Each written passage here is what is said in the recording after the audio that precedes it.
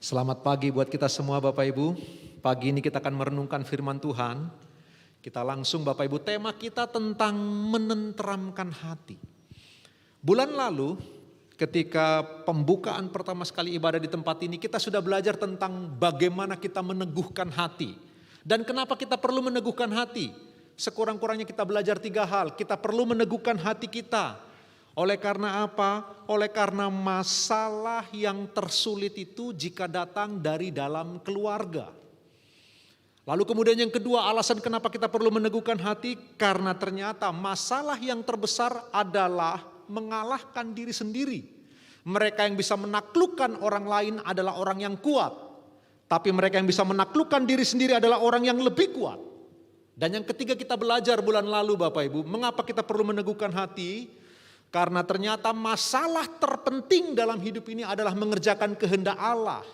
Hidup ini bukan melibatkan Allah dalam rencana kita, tapi melibatkan diri kita dalam rencana Allah. Itulah hidup yang benar di hadapan Tuhan. Nah sekarang kelanjutan dari khotbah itu Bapak Ibu, kita akan belajar bersama bagaimana kita menenteramkan hati kita. Menenteramkan hati pasangan kita, hati anak-anak kita, orang tua kita, keluarga kita, komunitas kita, siapapun yang ada kontak dengan kita. Kita harus menjadi pribadi yang bisa menenteramkan hati. Teks kita dari Bilangan 13 ayat 25 sampai 33, saya akan bacakan Bapak Ibu dengan cepat, Bapak Ibu menyimak pembacaan ini ya. Bilangan 13 ayat 25 sampai 33, firman Allah berkata, sesudah lewat 40 hari pulanglah mereka dari pengintaian negeri itu. Dan langsung datang kepada Musa, Harun, dan segenap umat Israel di Kades, di padang gurun Paran. Mereka membawa pulang kabar kepada keduanya dan kepada segenap umat itu dan memperlihatkan kepada sekaliannya hasil negeri itu. Mereka menceritakan kepadanya, kami sudah masuk ke negeri kemana kau suruh kami. Dan memang negeri itu berlimpah-limpah susu dan madunya. Dan inilah hasilnya. Hanya bangsa yang diam di negeri itu kuat-kuat dan kota-kotanya berkubu dan sangat besar. Juga keturunan Enak telah kami lihat di sana. Orang Amalek diam di tanah Negev, orang Het, orang Yebus dan orang Amori diam di pegunungan. Orang Kanaan diam di sepanjang laut dan sepanjang tepi sungai Yordan. Kemudian Kaleb mencoba menenteramkan hati bangsa itu di hadapan Musa. Katanya, tidak, kita akan maju dan menduduki negeri itu. Sebab kita pasti akan mengalahkannya. Tetapi orang-orang yang pergi ke sana bersama-sama dengan dia berkata, kita tidak dapat maju menyerang bangsa itu, karena mereka lebih kuat daripada kita. Juga mereka menyampaikan kepada orang Israel kabar busuk tentang negeri yang diintai mereka dengan berkata, negeri yang telah kami lalui itu negeri yang telah kami lalui untuk diintai adalah suatu negeri yang memakan penduduknya. Dan semua orang yang kami lihat di sana adalah orang-orang yang tinggi-tinggi perawakannya. Juga kami lihat di sana orang-orang raksasa, orang Enak yang berasal dari orang-orang raksasa. Dan kami lihat diri kami seperti belalang dan demikian juga mereka terhadap kami. Yang diberkati mereka yang membaca firman Allah, merenungkannya, menyimpan dalam hati. Dan yang lebih berbahagia adalah mereka yang melakukan kebenaran firman tersebut. Amin. Bapak Ibu, betapa pentingnya menenteramkan hati. Oleh karena apa Bapak Ibu? Kita sedang hidup di zaman the age of anxiety, orang berkata begitu. Zaman kecemasan. Ketika pandemi melanda, bahkan sebelum pandemi melanda. Kita hidup di dunia yang semakin mencemaskan. Kecemasan begitu lazim ada di mana-mana. Tahun 2020 begitu pandemi melanda, bulan Juni Bapak Ibu yang dikasihi oleh Tuhan. Ada yang menarik, Perhimpunan Sarjana dan Profesional Kesehatan Masyarakat Indonesia atau Persakmi bekerja sama dengan Ikatan Alumni Fakultas Kesehatan Masyarakat Universitas Airlangga, Surabaya ini Bapak Ibu, meneliti tentang kecemasan di masa COVID-19 ini. Mereka menyebarkan sampel korespondens Bapak Ibu 8.000 lebih korespondensi yang mereka bagikan. Perhatikan apa yang didapatkan. Lebih dari 50% orang-orang yang ditanya ini mengalami kecemasan. Perhatikan 67% cemas di aspek interaksi sosial. 55% cemas di aspek agama. 63% cemas di aspek pekerjaan. 74% cemas di aspek pendidikan. Yang cukup mencemaskan Bapak Ibu, dari kecemasan-kecemasan ini, perhatikanlah 76%. Kecemasan yang paling akut dialami mereka yang usia 30 sampai 39.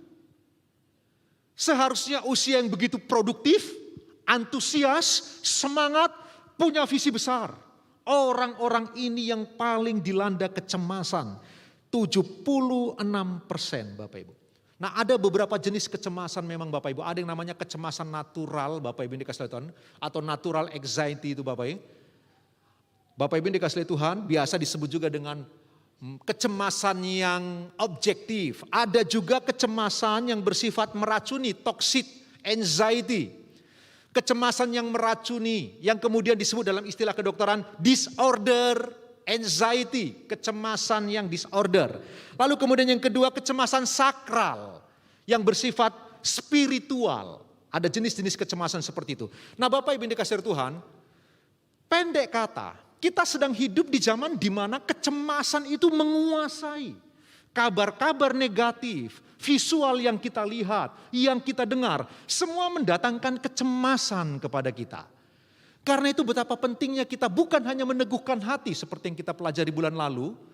Hari ini kita coba belajar bagaimana menenteramkan hati kita. Sekali lagi pasangan, keluarga, anak, orang tua, semua orang yang ada kontak dengan kita. Nah saya ingin memberi kabar baik untuk kita semua. Ada cara untuk menenteramkan kecemasan melalui apa? Perkataan. Mari kita akan melihat bersama-sama. Bapak Ibu perhatikan, kata memiliki kuasa. Kata ditambah kata menjadi kalimat memiliki kuasa yang lebih besar. Dalam bahasa Inggris word. Ketika ditambah S di belakang words, kata-kata itu memiliki kuasa yang lebih besar. Kalimat jika ditambahkan dengan pemilihan kata yang tepat, kecepatan yang tepat, menggunakan media sosial, maka memiliki kuasa yang luar biasa dahsyat. Bapak Ibu, Bapak Masaru Emoto dalam bukunya Mujizat Air, saya tidak tahu ini benar atau tidak, tapi dalam bukunya dituliskan, dipanggil 3 kali oleh PBB, Perserikatan Bangsa-Bangsa, untuk mempresentasikan penemuannya dalam Mujizat Air.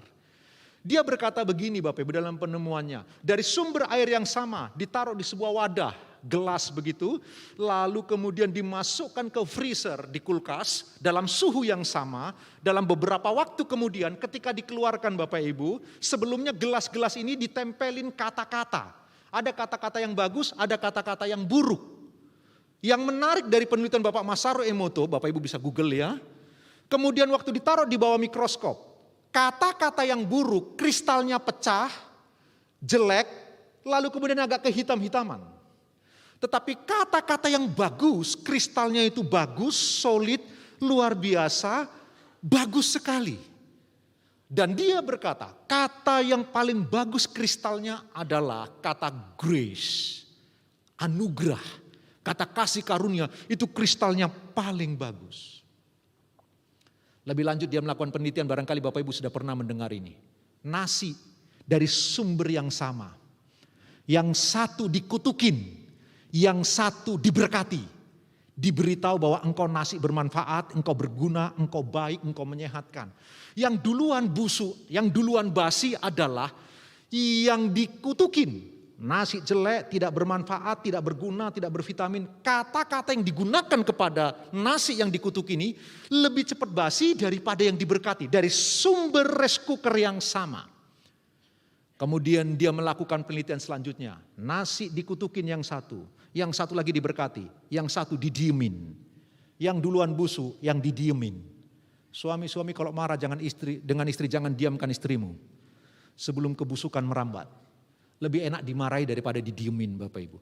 Ini menurut dia, poinnya adalah kata punya kuasa. Nah perhatikan, kata bisa menciptakan suasana, bahkan peristiwa. Bapak Ibu, kata-kata tidak dapat mengubah realitas. Tapi kata-kata dapat mengubah cara orang memandang sebuah realitas. Saya ulang, kata nggak mengubah situasi. Tapi kata bisa mengubah cara pandang orang terhadap situasi tersebut. Saya beri contoh kepada Bapak Ibu. Bapak Ibu ingin bertemu dengan seseorang, orang yang baru. Bapak Ibu harus bertemu dengan dia, kita sebut namanya John Panggabean. Karena Bapak Ibu ingin bertemu dengan John Panggabean, orang yang baru Bapak Ibu kenal, Bapak Ibu butuh rekomendasi. Bertanya kepada teman-teman siapa yang kira-kira mengenal John Panggabean. Bapak Ibu ketemu teman Bapak Ibu yang kemudian mengenal John Panggabean. Cukup bisa menjadikan rujukan orang ini. Bapak Ibu bertanya, gimana John Panggabean orangnya? Oh, John Panggabean itu orangnya asik, enak diajak bicara, orangnya enak-enak aja. Pokoknya ketemu dengan dia hangat suasana, orangnya cukup ramah dan bersedia mendengar cerita-cerita kita. Teman Bapak Ibu berkata begitu. Lalu kemudian Bapak Ibu bertemu dengan John Panggabean. Waktu ketemu, John Panggabean tidak seperti yang dikatakan temannya Bapak Ibu itu. Ternyata John Panggabean cuek, dingin, kaku, nggak ada guyonnya, mukanya serius. Tapi aneh. Tahukah Bapak Ibu, ketika Bapak Ibu sudah mendapatkan indoktrinasi dari teman Bapak Ibu, lalu ketemu dengan yang namanya John Panggabean, Bapak Ibu bisa memaklumi. Oh, barangkali John Panggabean hari ini jutek begitu, mungkin dia banyak masalah. Atau mungkin aku datang di waktu yang gak tepat barangkali ya. Bapak Ibu bisa memaklumi, perhatikan Bapak Ibu. Bahwa perhatikan kata tidak bisa mengubah situasi. Tapi kata-kata bisa mengubah cara pandang seseorang terhadap situasi. Saya beri contoh satu lagi. Waktu saya pertama sekolah Alkitab, begitu masuk ke sekolah teologi Bapak Ibu, kakak kelas langsung beritahu, dosen ini gak enak. Sudah orangnya kalau ngajar gak enak, ngasih nilai pelit, karakternya gak bener. Nah kami para adik-adik kelas yang mahasiswa baru dicekokin, diindoktrinasi seperti itu dengan kakak kelas. Kami belum tahu dosennya yang mana. Bapak Ibu apa yang terjadi? Begitu masuk kelas beliau, saya langsung gak respect. Saya langsung gak suka. Yang terjadi kemudian saya gak nyaman dengan dia, lalu kemudian nilai saya buruk, malam-malam saya lompat pagar. Lari dari sekolah Alkitab. 2 tahun kemudian, waktu saya memutuskan masuk sekolah Alkitab lagi, saya ubah cara berpikir saya Bapak Ibu yang dikasihi Tuhan. Saya mengubahnya, saya mencintai dosen ini, saya mengasihi dosen ini, saya suka dengan materinya. Jadi saya masuk kelas dia. Bapak Ibu, saya selesai dengar di sekolah Alkitab itu di Sati Malang Bapak Ibu. Dari dosen itu saya selalu dapat nilai A+. Yang sebelumnya bobrok, selalu dapat nilai A+ dari dia. Bapak Ibu, situasi tidak bisa diubah oleh kata-kata. Tapi cara seseorang memandang situasi bisa berubah oleh karena kata-kata. Karena itu betapa pentingnya. Seperti yang dikatakan oleh Bapak Masaru Emoto tadi. Masaru Emoto. Bahwa kata-kata punya kuasa. Bukankah Alkitab berkata yang sama Bapak Ibu? Hidup dan mati dikuasai oleh lidah. Barang siapa suka menggemakannya, dia akan menuai buahnya. Alkitab berkata demikian. Ini sebuah kebenaran umum. Orang percaya atau orang tidak percaya sama, hidup dan mati dikuasai oleh lidah. Itu adalah wahyu umum Allah yang dimasukkan ke dalam firman Allah sebagai wahyu khusus. Tapi siapapun yang sanggup menguasai lidah, mereka orang yang akan menuai hasil dari penguasaan lidahnya. Bapak Ibu, kita kembali kepada teks. Teks tadi memberitahu kita, kitab Bilangan pasal 13 ayat 25 sampai 33. Bagi saya beri istilah, kitab Bilangan adalah kitab pemberontakan. Baru setelah mereka 1 tahun ada di lereng Gunung Sinai. Kemudian Tuhan berkata kepada Musa, Musa, waktunya lakukan sensus penduduk, hitung jumlah orang Israel, laki-laki berusia 20 tahun ke atas, untuk dilatih menjadi angkatan bersenjata. Dihitung kira-kira 603.000 sekian orang banyaknya Bapak Ibu. Belum termasuk perempuan dan anak-anak. Itu sebabnya jumlah mereka lebih kurang 2 juta orang. Dan setiap hari Tuhan harus memberi makan 2 juta orang. Dibutuhkan mujizat yang sangat besar, sangat lama, sangat kuat. Memberi minum 2 juta orang bukan pekerjaan yang mudah. Tapi apa yang dilakukan? Bangsa ini memberontak. Mereka memberontak karena kekurangan daging menurut mereka. Tuhan kasih mereka daging sampai mereka mati kemasukan nafsu rakus. Lalu setelah itu Bani Korah bersama dengan beberapa suku Lewi memberontak kepada kepemimpinan Musa dan Harun. Mereka berkata, emang Tuhan hanya bicara melalui engkau?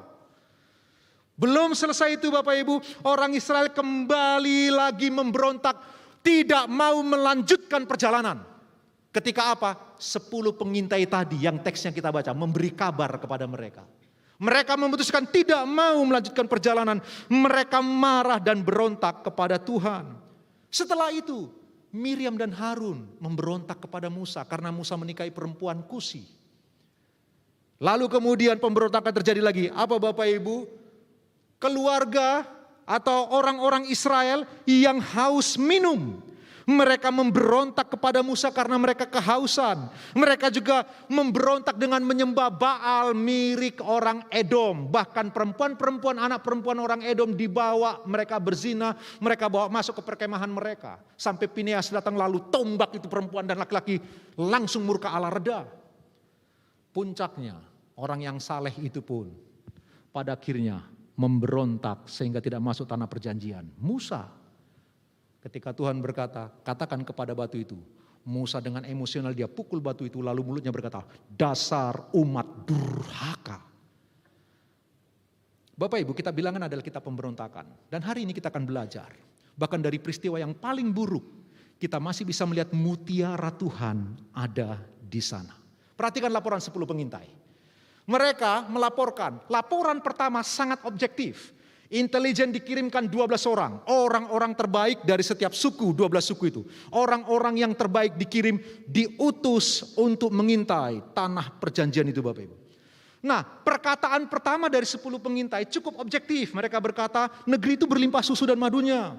Lalu kemudian mereka daftarkan bangsa-bangsa yang tinggal di sana dan mereka orang negeri yang kuat. Mereka berkubu, mereka punya benteng. Sementara orang Israel 430 tahun terlatih sebagai budak di Mesir. Tidak terlatih untuk berperang. Tapi tanah perjanjian sudah penuh dengan tembok-tembok. Sudah maju dalam peradaban dan kerajaan. Kota-kotanya berkubu sangat besar. Lalu keturunan Enak. Dan para arkeolog memang menemukan Bapak Ibu. Ditemukan tulang belulang yang cukup besar. Tingginya kira-kira 3 meter atau 9 feet. Manusia-manusia raksasa itu Bapak Ibu.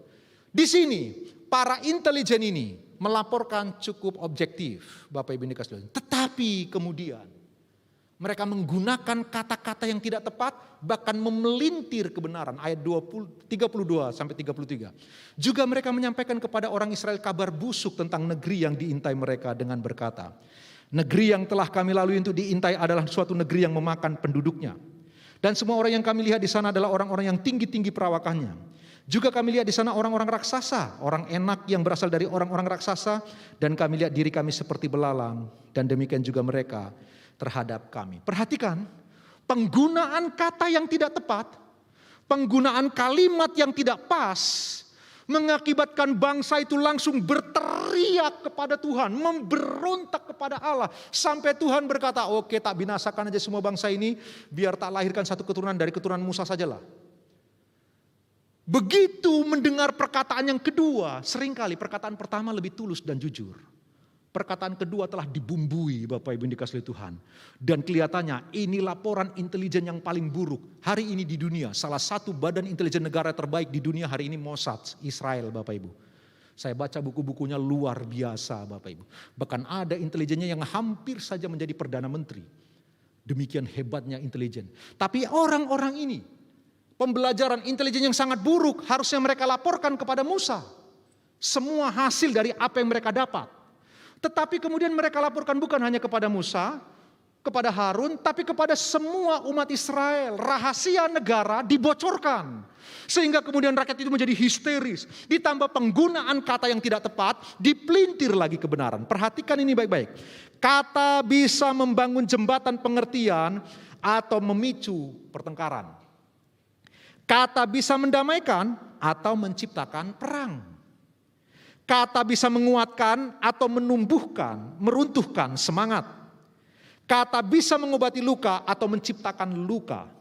Kata bisa meluruskan cara pandang atau membelokkan pengertian. Kata bisa memperbaiki yang hancur atau menghancurkan yang baik.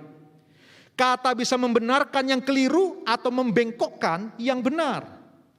Setiap kita punya pilihan kata untuk bisa kita gunakan. Setiap kita punya pilihan itu Bapak Ibu. Pilihan untuk menciptakan ketenangan atau kegaduhan. kedamaian atau pertengkaran. Sayangnya mayoritas manusia menggunakan pilihan kata yang tidak tepat.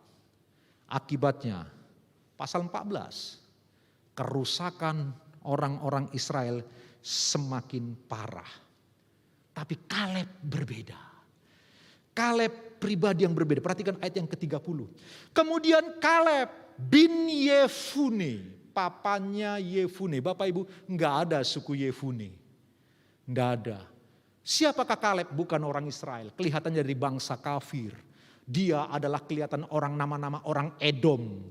Tetapi kelihatan ketika Edom diinvasi oleh Mesir, biasa orang zaman dulu kalau sudah menginvasi suatu negara, dia akan bawa menjadi budak di negerinya, lalu kemudian diperbudak di sana. Nah, kelihatannya orang ini, keluarga dari Kaleb ini, kemudian diperbudak di Mesir, melihat gaya hidup orang Israel yang setia kepada Allah monoteis, sehingga kemudian mereka terhisap menyembah Allah yang sama, kelihatannya papanya yang bernama Yefune.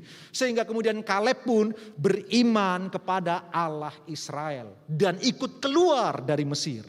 Jadi Kaleb bukan orang Ibrani, tapi punya iman yang luar biasa. Kemudian Kaleb mencoba menenteramkan hati bangsa itu di hadapan Musa. Katanya, tidak. Kita akan maju dan menduduki negeri itu. Sebab kita pasti akan mengalahkannya. Perhatikan pilihan kata yang digunakan oleh Kaleb. Sebuah pilihan kata yang bagus. Pilihan kata yang layak untuk kita bisa renungkan dan pelajari. Bagaimana menenteramkan hati. Memang hari itu dia gagal. 2 berbanding 2 juta orang. Sungguh tidak mudah. Hanya Kaleb dan Yosua yang berani menggunakan kata-kata yang tepat. Yang lainnya merusak kata-kata yang benar. Pelajarannya Bapak Ibu, bagaimana cara menenteramkan hati? Yang pertama Bapak Ibu, kita hidup di dunia yang sedang mengalami banyak kecemasan. Karena itu gunakanlah yang pertama kata-kata yang asertif. Gunakan kata itu. Nah, biasanya ada 4 jenis kata yang kita gunakan. Ada yang namanya agresif, submisif, manipulatif, dan asertif. Agresif itu kadang-kadang kita memaksa dan mengancam, baik dengan keras atau halus Bapak Ibu. Submisif kadang-kadang kita berkata begini, ya sudahlah terserah kamu, kalau memang maunya begitu ya terserah kamu. Kita menyerahkan kepada lawan kita pilihan untuk dia lakukan. Tapi kadang juga kita menggunakan kata-kata yang manipulatif untuk mendidik anak. Kadang-kadang kita berkata, makan, kalau kamu gak makan nanti kamu masuk angin. Kayaknya di Indonesia ada sakit masuk angin. Kok di luar negeri gak ada penyakit masuk angin ya? Bapak Ibu yang dikasih itu, entah bagaimana, apalagi ada katanya angin duduk. Bagaimana angin bisa duduk, saya juga bingung. Nah kadang-kadang digunakan manipulasi. Pendek kata, keseharian kita akan menggunakan keempat jenis kata ini. Tapi hari ini saya mendorong, gunakanlah asertif. Apa itu? Mengarahkan dengan baik dan tegas. Perhatikanlah Kaleb. Marilah kita menggunakan kata-kata yang asertif, kata-kata yang mengarahkan, baik, tegas, benar. Ini penting Bapak Ibu yang dikasihi oleh Tuhan. Kenapa Bapak Ibu? Nah kita kadang-kadang sering sekali menggunakan kata-kata yang keliru sehingga orang bukan ditenteramkan hatinya, malah tambah gelisah. Saya mendorong kepada kita semua, pagi hari ini, ayo kita gunakan kata-kata yang tepat, kata-kata yang benar, tidak sekedar kata-kata yang positif. Tadi saya sudah singgung Bapak Ibu. Perhatikanlah, Alkitab tidak pernah mengajarkan berpikir positif. Tidak ada, cari satu pun. Alkitab mengajarkan berpikir benar. Beda berpikir positif dengan berpikir benar. Karena itu beda berkata positif dengan berkata benar. Berkata positif, berpikir positif cenderung manipulatif. Contohnya, kalau ditanya orang, hey gimana kabarmu? Yes, luar biasa. Padahal enggak. Padahal enggak luar biasa. Banyak masalah, banyak problem, hampir cerai. Tapi motivator ngajarin, katakan luar biasa. Oh dia ikut-ikut juga, yes luar biasa. Padahal enggak luar biasa, menipu. Positif, sering kali menipu kata-kata positif atau berpikir positif. Tapi berpikir benar atau berkata benar itu berbeda. Kalau ditanya orang, bagaimana kamu? Oh iya, saya tahu, saya sakit. Tapi saya tahu Allah saya jauh lebih besar daripada penyakit saya. Dia sanggup sembuhkan saya. Itu namanya realita tidak disangkali, tapi tahu bahwa Allah juga mengatasi semua realita. Itulah berpikir benar. Itulah berkata benar. Tidak manipulatif. Yang mengerti katakan amin. Itu yang disebut bahasa asertif. Betapa pentingnya Bapak Ibu. Suatu kali seorang pendeta bertanya kepada Oma. Setiap kali hari Minggu, sang pendeta muda selalu bertanya, Oma apa kabar? Dan Oma selalu menjawab, ya Pak Pendeta, semakin tua semakin renta, sudah tidak punya teman, tulang-tulang sakit semua, tidur ke kanan sakit, ke kiri sakit. Tapi Pak Pendeta, dengar Pak Pendeta muda, saya tahu suatu hari kelak tubuh ini akan diganti dengan tubuh kemuliaan. Di sana aku tidak akan mengalami sakit penyakit. Nah, ini berpikir benar. Ini namanya berpikir benar, berkata benar. Ayo kita belajar. Gunakanlah kata-kata asertif. Penting sekali Bapak Ibu yang dikasihi Tuhan. Sekali lagi yang mengerti katakan amin. Yuk tepuk tangan buat Tuhan Yesus Kristus Bapak Ibu yang dikasihi Tuhan. Yang kedua, bagaimana menenteramkan hati? Ayo belajar menggunakan kata-kata yang optimis. Penting sekali kata-kata yang menyemangati, saling bermazmur, saling memberi pujian. Perhatikan John L. Mason berkata, anak-anak dilahirkan dengan sifat optimis. Dan kemudian dunia ini perlahan-lahan berusaha mendidik mereka keluar dari khayalan. Coba perhatikan anak-anak Bapak Ibu. Adakah anak-anak yang meratapi nasibnya, benturkan kepalanya ke tembok, kok begini aku jadi anak-anak ya. Anak-anak terlahir dengan optimis. Itu anugerah Allah. Tuhan tahu dunia yang telah jatuh ke dalam dosa tidak mudah untuk didiami. Dibutuhkan perjuangan yang tidak mudah. Tuhan tanamkan semangat optimis dalam diri manusia. Semua kita, tak terkecuali yang di ruangan ini, di rumah masing-masing dengarkan. Semua kita terlahir dengan sikap, sifat, jiwa yang optimis. Sampai lingkungan merusakkannya. Coba perhatikan anak-anak Bapak Ibu. Saya punya keponakan. Sekarang full timer di Batam. Dia punya anak usia 3 tahun namanya Rara. Kalau datang ke rumah dia panggil saya Opung. Kalau datang ke rumah dia lihat saya senam. Dia bilang wow Opung wow. Dikit-dikit wow. Saya makan dia lihat wow. Saya nggak tahu wownya itu karena menu makan saya atau porsinya saya kurang tahu. Tapi setiap kali saya makan dia wow begitu. Itu Rara. Anak-anak paling mudah takjub. Itu sebabnya Tuhan suka anak-anak. Dan dia berkata, barang siapa tidak jadi seperti salah satu dari anak ini, tidak layak masuk dalam kerajaan surga. Anak-anak begitu mudah takjub terhadap apa yang Tuhan kerjakan. Beda dengan kita Bapak Ibu ya. Dulu pertama ini direnovasi kita takjub luar biasa. Datang kedua masih takjub, ketiga masih lama-lama biasa. Anak-anak beda, setiap kali dia datang dia takjub. Poin yang saya mau beritahu, semua kita terlahir dengan sifat optimis. Sampai lingkungan menghancurkan itu. Sekarang bangkit lagi. Kristus ada dalam diri kita melalui kuasa Roh Kudus. Jadilah orang-orang untuk menenteramkan hati pasangan, hati anak, hati keluarga. Katakan, gunakan kata-kata yang optimis. Coba perhatikan bilangan 14 ayat 6 sampai 9. Tetapi Yosua bin Nun, sebenarnya namanya adalah Hosea bin Nun, sama Musa diganti menjadi Yosua, juru selamat.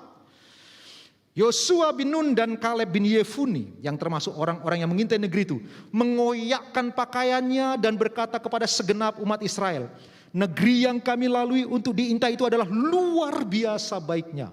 Jika Tuhan berkenan kepada kita, maka Ia akan membawa kita masuk ke negeri itu dan akan memberikannya kepada kita, suatu negeri yang berlimpah-limpah susu dan madunya. Hanya please, janganlah memberontak kepada Tuhan. Dan janganlah takut kepada bangsa negeri itu. Sebab mereka akan kita telan habis.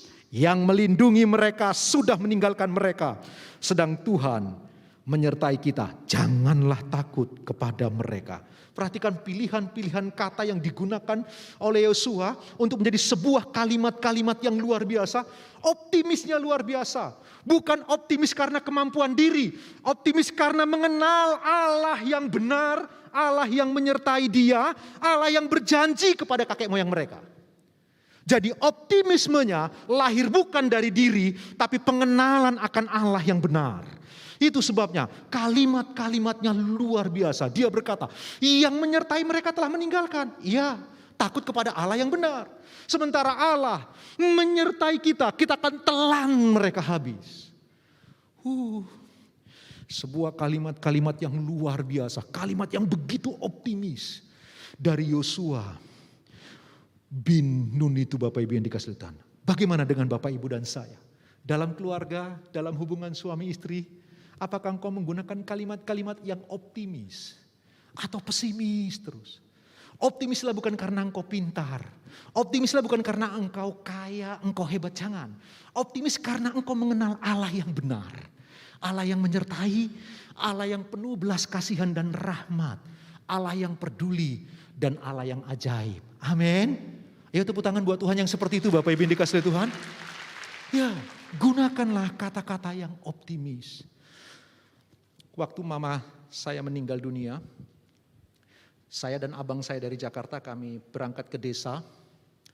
Pulang, mama saya punya anak 4, Bapak Ibu. Adik saya yang paling kecil perempuan, dia punya anak 3. Lalu kemudian adik saya meninggal dunia. 1 anaknya ikut papanya menikah lagi dengan perempuan lain, 1 ikut. Yang 2 ikut mama saya, ikut neneknya. Lalu kemudian waktu mama saya meninggal, anak adik saya ini namanya Dennis, masih kelas 1 SMP, masih kecil sekali. Di hadapan semua orang, hampir 1000-an lebih yang hadir karena diadatkan adat Batak. Usianya di atas 75 tahun maka harus dipotong kerbau, tidak boleh babi, harus kerbau. Lalu kemudian disuruh ngomong setiap orang. Nah si Dennis ini cucunya ngomong, dia ngomong begini. Opung, panggil mama saya dia Opung. Opung, mamaku sayang kali sama aku, tapi dia sudah mati Opung. Opung, kau itu sayang kali sama aku. Kayak mamaku sayang aku begitulah kau Opung. Mati pula kau Opung. Sekarang bagaimanalah nasibku ini? Seperti apalah hidupku nanti? Semua yang dengar nangis Bapak Ibu. Lalu saya dengan abang saya datang rangkul di samping dia sambil agak jongkok rangkul dia.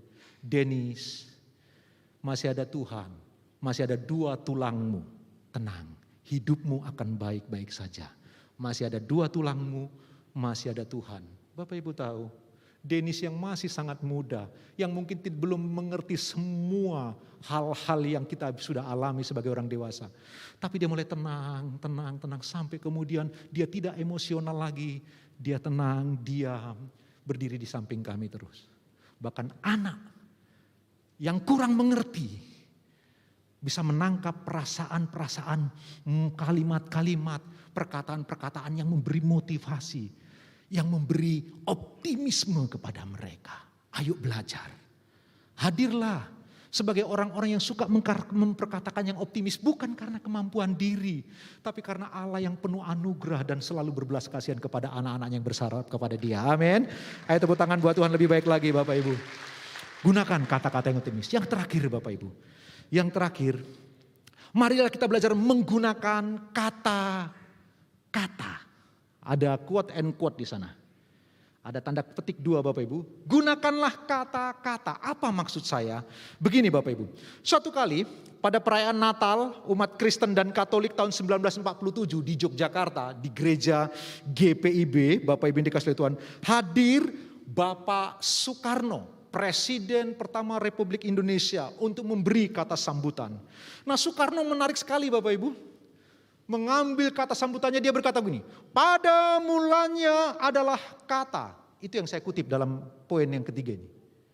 Soekarno berkata pada mulanya adalah kata. Di dalam kata mengandung makna. Lalu dia bicara tentang kebangsaan waktu itu Bapak Ibu dikasihi Tuhan. Wah sebuah pidato yang luar biasa. Dia kutip dari mana? Dari Yohanes pasal 1 ayat 1. Dari terjemahan bahasa Belanda. Bapak Ibu, dalam terjemahan bahasa Belanda, terjemahan bahasa Inggris, terjemahan teks asli bahasa Yunani, berkata begini. Pada mulanya adalah kata. Kata itu bersama-sama dengan Allah. Dan kata itu adalah Allah. Lembaga Alkitab Indonesia menggantinya. Pada mulanya adalah firman. Tapi dalam bahasa aslinya, persis yang dikatakan Soekarno. Pada mulanya adalah kata. Itu sebabnya saya memberitahu kepada Bapak Ibu poin yang ketiga. Gunakan kata. Apa maksudnya? Begini Bapak Ibu. Tahukah Bapak Ibu, kenapa Tuhan Yesus disebut anak Allah? Allah kok beranak? Mana bisa Allah beranak? Lalu kenapa istilah itu digunakan dan dikenakan kepada Kristus? Anak Allah. Saya beritahu kepada Bapak Ibu, semoga bisa menangkap dengan lebih mudah ya. Begini, sebelum ada segala sesuatu, alam semesta, jagat raya ini belum ada. Surga belum ada. Hanya ada Allah yang satu hakikat, tapi di dalamnya ada 3 pribadi, Bapa, Putra, dan Roh Kudus. Keluarga Allah ini yang satu dalam hakikat, satu dalam esensi Bapak Ibu, tapi 3 dalam pribadi. Nah, Allah berfirman, Allah berkata. Jadi Bapa, Firman, dan Roh Kudus. Yang pertama keluar dari keluarga Trinitas ini, yang pertama keluar dari diri Allah adalah pribadi kedua, Sang Firman, Sang Kata. Jadi waktu Allah berfirman, jadi Allah berkata, dengan bahasa lain, berfirmanlah Allah, mengkristuslah Allah. Kristus, pribadi pertama yang keluar dari Trinitas, sehingga dia disebut anak.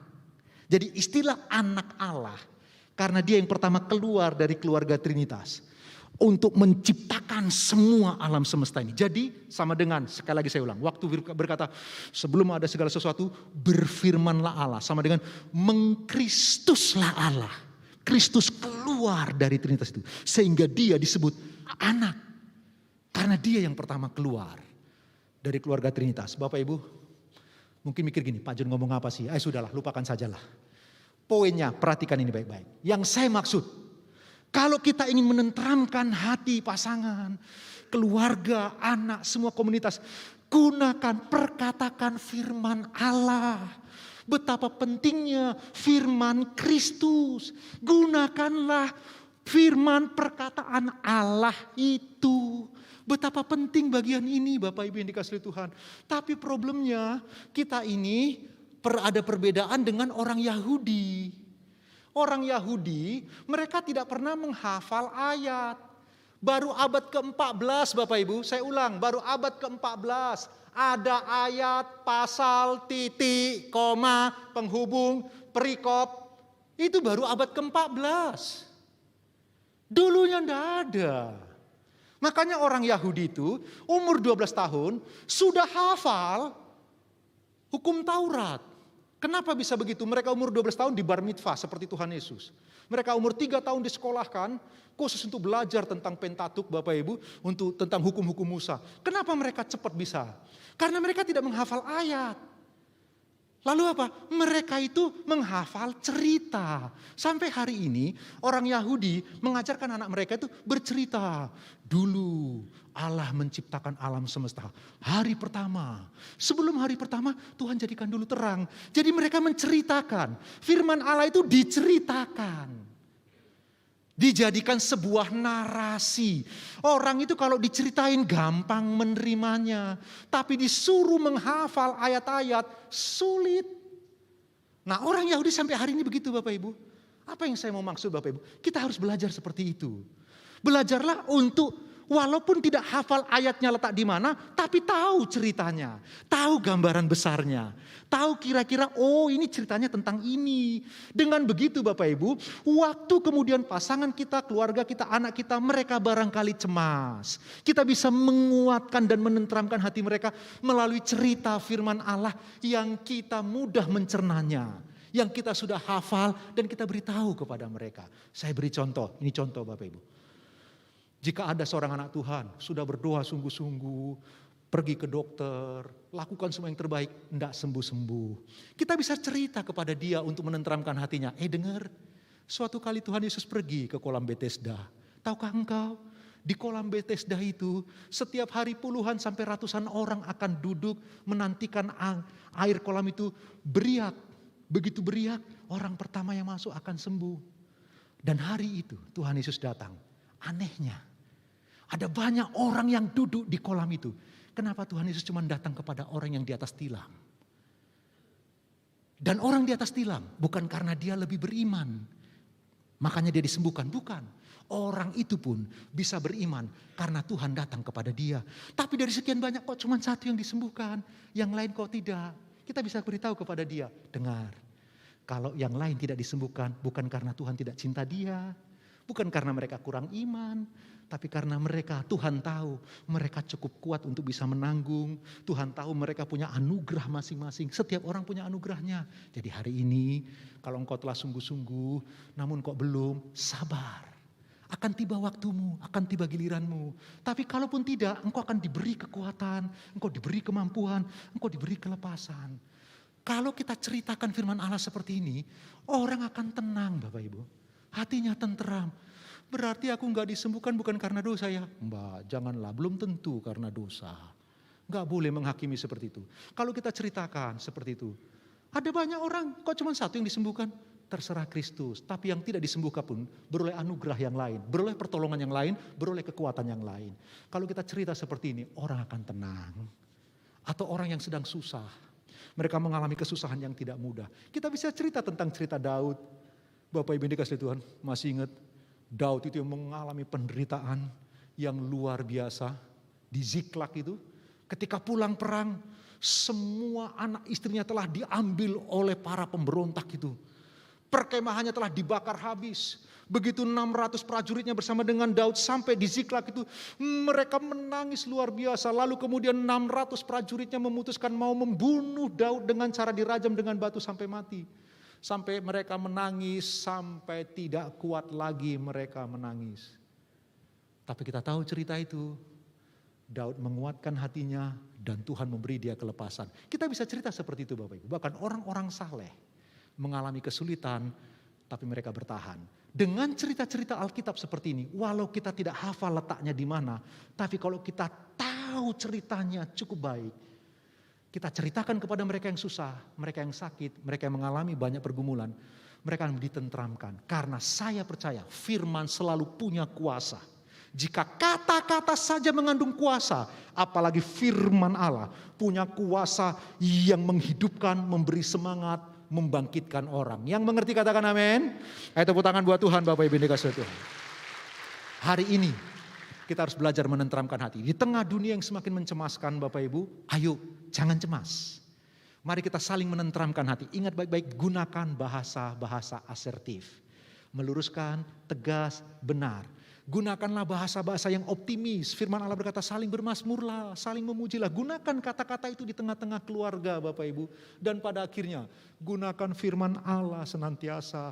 Jika kata-kata menurut Bapak Masaru Emoto, kata-kata mengandung kuasa. Apalagi firman Allah yang hidup.